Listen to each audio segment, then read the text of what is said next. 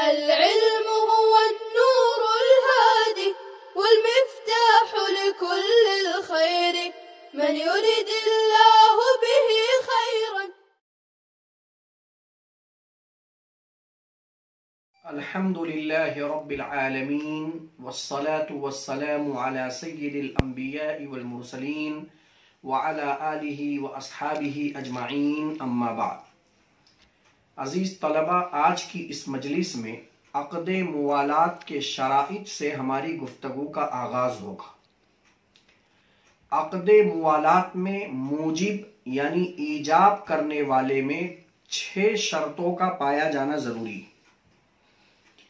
Number 1، موالات کرنے والا یعنی موجب آزاد، عاقل، بالغ. یہ تینوں صفات کا اس میں ہونا ضروری ہے. نمبر 2، عربی یا کسی عربی کا آزاد کیا ہوا نہ ہو. تیسری شرط، کسی دوسرے کا مولل عتاقہ نہ ہو. نمبر 4، کسی ایسے شخص سے عقد موالات نہ کر چکا ہو جس نے اس کا خون بہا ادا کر دیا ہو. اور نمبر 5، بیت المال نے اس کا خون بہا ادا نہ کیا ہو. اسی 5ویں شرط کا تذکرہ گزشتہ سبق میں ایک اعتراض کے جواب میں آیا. اور 6ٹھی شرط ہے، عقد موالات میں دیت اور میراث کی صراحت ہو، کہ جب یہ عقد کیا جا رہا ہو تو اس میں صاف طور پر کہا جا رہا ہو کہ اگر مجھ سے کوئی موجب دیت بات صادر ہوگی تو آپ ادا کریں گے، اور اگر میں مر گیا تو آپ میری پراپرٹی کے وارث ہوں گے. تو یہ وارث اور دیت کی صراحت عقد موالات میں ہونا ضروری ہے. یہ 6 شرطیں تو ایجاب کرنے والے کے اندر پایا جانا ضروری ہے.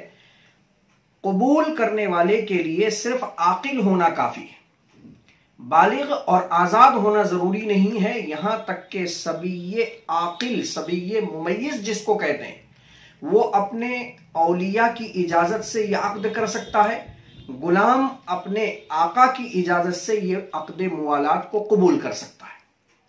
تو قبول کرنے والے کے اندر صرف عاقل ہونا کافی ہے، بالغ اور آزاد ہونا کوئی ضروری نہیں ہے.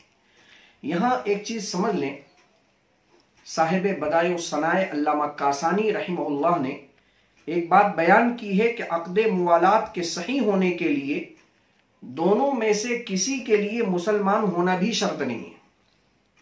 یعنی عقد موالات کرنے والا چاہے موجب ہو چاہے قابل یعنی قبول کرنے والا ہو، ان دونوں میں سے کسی کے لیے بھی مسلمان ہونا ضروری نہیں ہے، کیونکہ موالات وصیت بالمال ہے، مال کی وصیت کرنا ہے.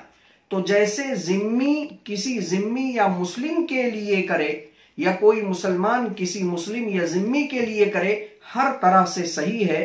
لہٰذا جب یہ وصیت بالمال جس طریقے سے صحیح ہے، ایسے ہی عقد موالات بھی جائز ہے. قسم ثالث، ہماری بحث چل رہی تھی ولا کے اقسام ثلاثہ پر. اس میں سے 2 قسموں کا تذکرہ ہو چکا، ولا العتاقہ اور ولا الموالات. آج یہ تیسری قسم کا تذکرہ ہمیں کرنا ہے، اور وہ تیسری قسم ہے ولا الاسلام. ولا الاسلام کا مفہوم یہ ہے کہ کوئی غیر مسلم کسی مسلمان کے ہاتھ پر اسلام قبول کرے اور عقد موالات نہ کرے، صرف اسلام قبول کرے، عقد موالات نہ کرے. بہت سارے تابعین جیسے ابراہیم نخعی، عمر ابن عبدالعزیز، سعید ابن المسیب رحمہم اللہ کے نزدیک یہ ولا الاسلام معتبر ہے. اور ان حضرات کی دلیل وہی تمیم داری والی روایت ہے جو گزشتہ کل آپ کے سامنے بیان کر دی گئی، ہوا احق الناس بہ محیاہ و مماتہ، کہ وہ لوگوں میں سب سے زیادہ حقدار ہے اپنی زندگی میں بھی اور اپنی موت میں بھی. لہٰذا اس تمیم داری والی روایت سے انہوں نے ولا الاسلام کے معتبر ہونے پر دلیل حاصل کیا اور اس کو بطور استدلال کے پیش کیا. لیکن جمہور ومنہم الائمۃ الاربعہ، اور انہی علماء جمہور میں سے ائمہ اربعہ ہیں، ان حضرات کے نزدیک ولا الاسلام معتبر نہیں ہے. اور یہ حضرات حضرت تمیم داری کی روایت کا یہ جواب دیتے ہیں کہ یہ ولاء الاسلام ابتدائے اسلام میں تو معتبر تھا لیکن بعد میں منسوخ ہو گیا، اور یہ حدیث اس بات کا احتمال بھی رکھتی ہے ہوا اولی الناس بہ محیاہ و مماتہ ای بالنصرۃ فی حال الحیات و بالصلاۃ بعد الممات، یعنی اپنی زندگی میں یہ نصرت اور مدد کے اعتبار سے زیادہ مستحق ہوگا اور مرنے کے بعد نماز جنازہ کا مستحق ہوگا۔ تو جب اس حدیث پاک کے اندر نسخ کا معنی بھی ہے اور یہ حدیث پاک میں دوسرے احتمال بھی موجود ہیں تو یہ کیسے قابل حجت ہو سکتی ہے؟ اسی لیے حضرت امام احمد ابن حنبل نے اس حدیث پاک کو ضعیف قرار دیا، اور امام ترمذی نے تو یہاں تک کہہ دیا ھذا حدیث لا نعرفہ، اس حدیث کو ہم نہیں جانتے۔ بہرحال یہ ولا کی اقسام ثلاثہ مع احکام آپ کے سامنے ذکر کر دیے گئے۔ خلاصے کے طور پر ولاء العتاقہ بالاتفاق سبب ارث ہے، اور ولاء الموالات مفتہ بھی قول کے اعتبار سے سبب ارث ہے، اور ولاء الاسلام یہ مفتہ بھی قول کے اعتبار سے سبب ارث نہیں ہے۔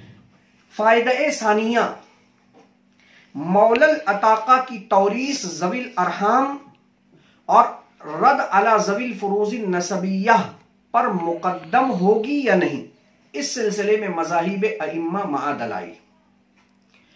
سب سے پہلا مذہب حضرت زید بن ثابت رضی اللہ تعالی عنہ اور حضرات احناف رحمہم اللہ کے نزدیک مولا العتاقہ یعنی عصبہ سببی کی توریث ذوی الارحام پر بھی مقدم ہوگی، یعنی اگر عصبہ سببی کی موجودگی میں ذوی الارحام آ جائے تو اس کو کچھ نہیں ملے گا، اور اصحاب الفرائض پر رد ہونے کے سلسلے میں بھی مقدم ہوگی، یعنی اگر اصحاب الفرائض موجود ہوں تو ان کو دینے کے بعد جو بچا ہوا حصہ ہے اس کا مستحق عصبہ سببی مولا العتاقہ ہوگا، نہ کہ اس بچے ہوئے حصے کو اصحاب الفرائض پر رد کیا جائے۔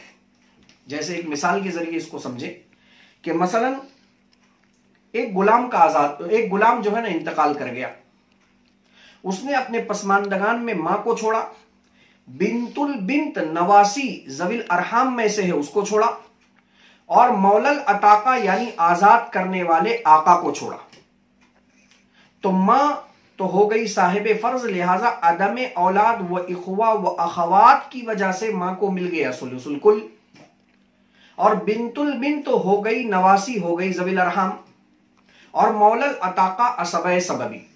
اب ثلث کے ہم نامدد 3 سے مسئلہ بنے گا، ثلث کل کے طور پر 3 میں سے ایک ماں کو 1 مل جائے گا، بچا ہوا جو یہ 2 حصہ ہے یہ نہ تو ماں صاحب فرض پر رد ہوگا اور نہ ہی اس کی مستحقہ بنت البنت نواسی ہوگی، بلکہ یہ 2 حصے کا مستحق مولا العتاقہ آزاد کرنے والا آقا ہوگا۔ یہ اس بات کی دلیل ہو گئی اس صورت مسئلہ سے کہ حضرت زید بن ثابت رضی اللہ تعالی عنہ اور حضرات احناف رحمہم اللہ کے نزدیک مولا العتاقہ کی توریث یہ ذوی الارحام پر بھی مقدم ہوتی ہے اور رد علی ذوی الفروض النسبیہ پر بھی مقدم ہوتی ہے، یعنی عصبہ سببی کی موجودگی میں نہ تو ذوی الارحام وارث ہوں گے اور نہ ہی یہ بچا ہوا حصہ اصحاب الفرائض پر رد کیا جائے گا۔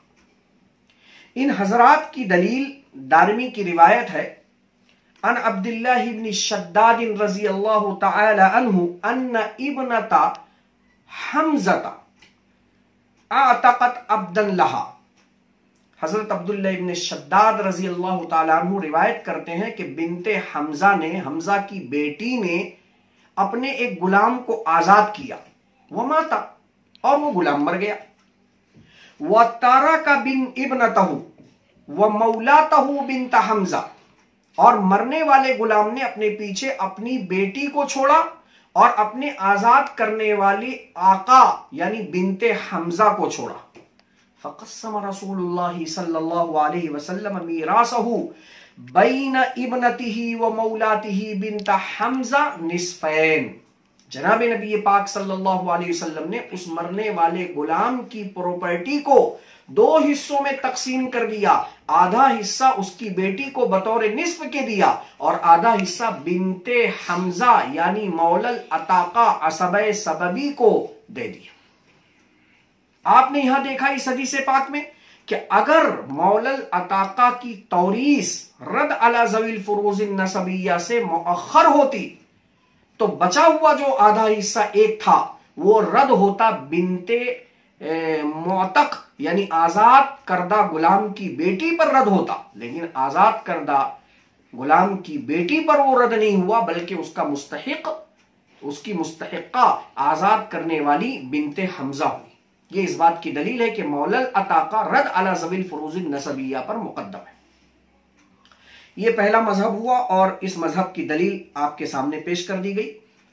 मजहब सानी हजरत अब्दुल्ला इब्न मसऊद रजी अल्लाह ताला अन्हु, इब्राहिम नखई रहिमहुल्लाह वगैरह फरमाते हैं मौलल अताका की तौरीस ज़वील अरहाम से मुअख्खर होगी। इन हजरात की 2 दलील है। पहली दलील आयत करीमा व उलुल अरहामी बादुहुम औला बिबादिन फी किताबिल्लाह कि बाज रिश्तेदार से ज्यादा हकदार हैं अल्लाह की किताब में।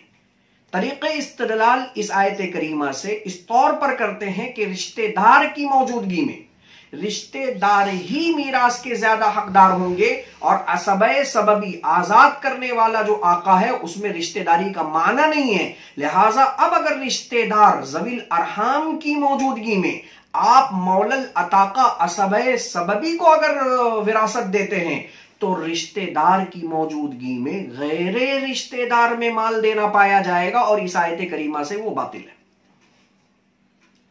दूसरी दलील वो हदीस पेश करते हैं कि आप सल्लल्लाहु अलैहि वसल्लम ने गुलाम आजाद करने वाले आका के लिए वला मिलने की एक शर्त बयान की और वो शर्त हदीस पाक में आपने बयान की इन माता अगर मुअतक यानी आजाद करदा गुलाम मर जाए वलम यतरुक वारिसन और उसने अपने पीछे कोई वारिस ना छोड़ा हो कुंता अंता असबतहु तो ए मौतिक यानी ए गुलाम आजाद करने वाले तू उसका असबे सबबी होगा। तो महल्ले इस्तिशहाद वलम यतरुक वारिसन जनाब नबी पाक सल्लल्लाहु अलैहि वसल्लम मौतिक यानी आजाद करने वाले के लिए विरासत के इस्तेहकाक के लिए एक शर्त जिक्र कर रहे हैं वलम यतरुक वारिसन के गुलाम ने अपने पीछे कोई वारिस ना छोड़ा हो और ज़वील अरहाम वारिस है, असहाबुल फराइज ये वारिस हैं। लिहाजा जब ये वारिस हैं तो इनकी मौजूदगी में मौलल अताका को देना गोया इस शर्त के खिलाफ पाया जाएगा। इस वजह से इस शर्त को मद्देनजर रखते हुए मौलल अताका की तौरीस को रद अला ज़वील फुरूज़िन नसबिया और ज़वील अरहाम से मुअख्खर किया जाएगा ना कि मुकद्दम। इन हजरात के दलाइल का जवाब मजहबे अव्वल वालों की तरफ से मजहबे सानी के इन दोनों दलाइल का जवाब।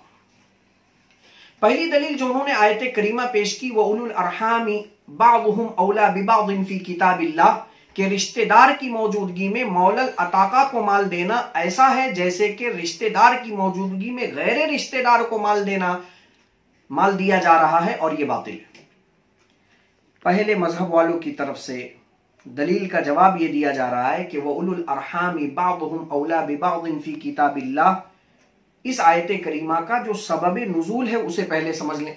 जनाब नबी पाक सल्लल्लाहु अलैहि वसल्लम जब मदीना तशरीफ लाए तो आपने अंसार और मुहाजिरीन के दरमियान मुआखात का मामला करवाया। सहाबे किराम इस मुआखात को सबब इर्स समझने लगे और इसको बुनियाद बनाकर विरासत देने लगे। उस पर यह आयत करीमा का नुजूल हुआ। जैसा कि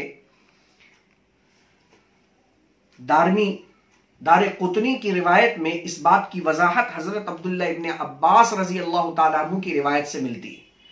अन अब्दुल्ला इब्न अब्बास रजी अल्लाह ताला अन्हु अन्न नबी सल्लल्लाहु अलैहि वसल्लम आखा बैन अस्हाबी।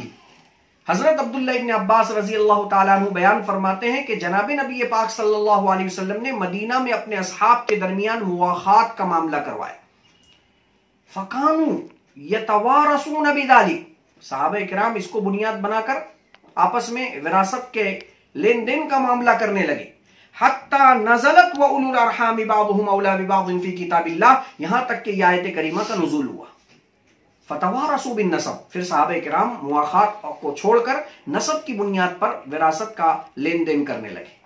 तो इस रिवायत ने सबबे नुज़ूल को वाज़े कर दिया।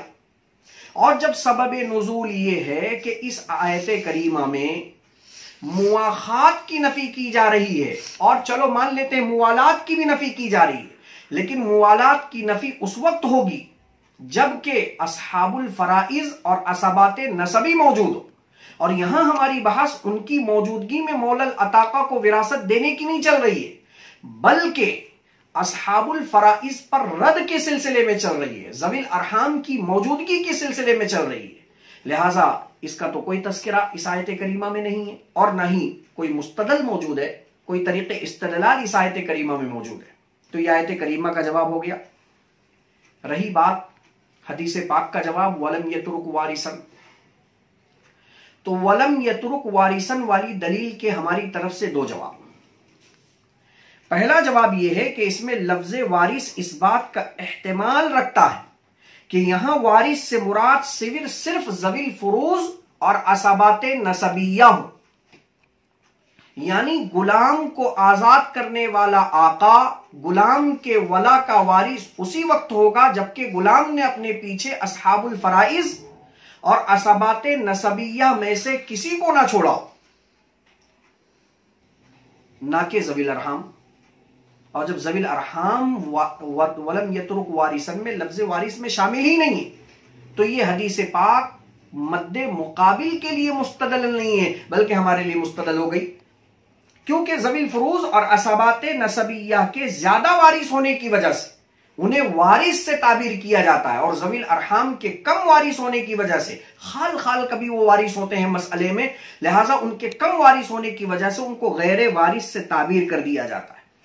लिहाजा जब मालूम हुआ कि वारिस की मुराद सिर्फ ज़विल फुरूज और असबात नसबिया है, उसमें ज़विल अरहाम है ही नहीं, तो मौलल अताका का तकद्दुम ज़विल अरहाम पर साबित हो गया।